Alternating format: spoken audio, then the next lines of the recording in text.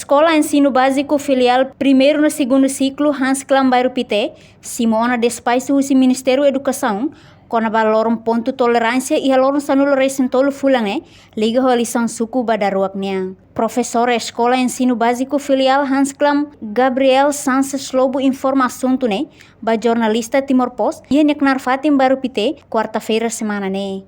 Nia reconhece, parte escola Simona carta ao Ministério da Educação, katak e a lorong sanul recentolo segunda-feira maine, governo liusi Conselho Ministro decide for ponto tolerância ou for oportunidade para a comunidade Sira, beletuir votação e eleição suku segundo ronde. Kami koordinator di Bawang Katak di 13 segunda-feira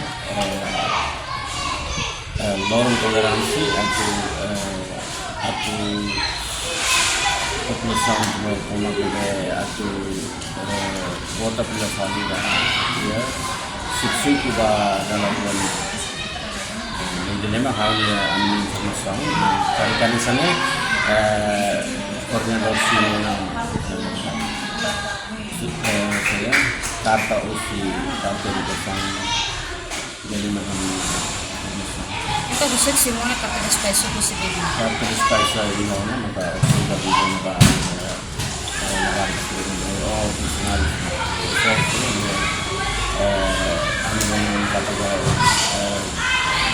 sampai dia ada ini aula selain saya bersedia. Kedua kali ini aula ini. Dia tersedia kontinua aula baik.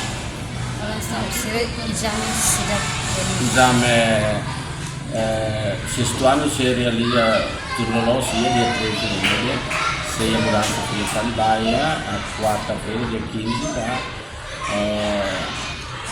Toreman turnologia 13 mege de kata se lisan barang-barang waktunya mege ami muda kali quarta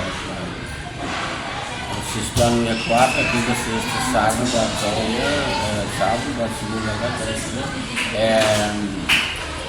primeiro ano até o quinto ano, sei, a rua, não segunda, de 20. Também, exame passagem classe para estudante Sira tem que mudar fali para quarta-feira logo sanul recém lima fula novembro né. Portanto, total estudantes Sira nebe seitur exame passagem classe e a escola refere hamotuk atus walu sanul racing ida composto husimane atus hat sanul racing hat no feto hamotuk atus tolu sanul racing hitu. Reportagem Efifania de Carvalho, Televisão Timor Post. Janela informação ba emahotu. Atuatena informação atual diagliu kita halua.